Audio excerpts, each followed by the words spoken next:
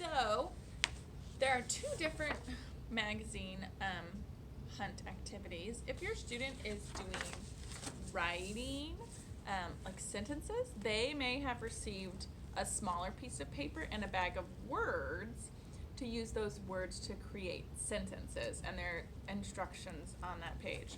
If your student is working on that letter identification, they'll have a baggie of letters and a big sheet that says all the letters.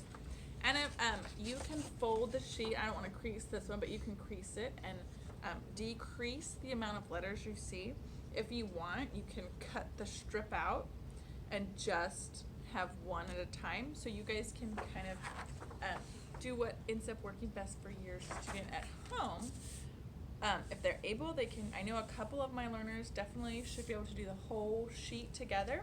Some of us may need to take out some of those pieces for it to be a little bit better visually. So there's an instruction card, and it says, pick one letter out of your bag. Glue the letter next to the correct letter on the green paper.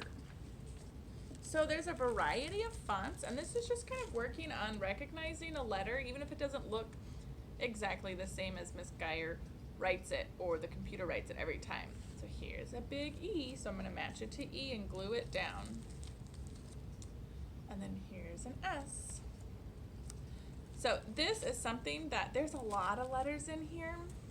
I think our goal was about 5 letters cut out for each. So this is something that you can do over multiple sessions. You could take 5 every day. You could take 5 letters out at a time and put those on the mat.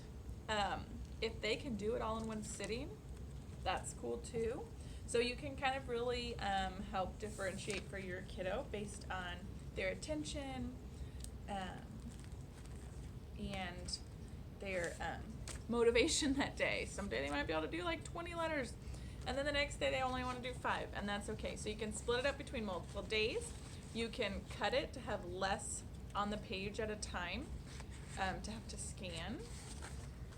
And yeah, so that is our letter sorting activity.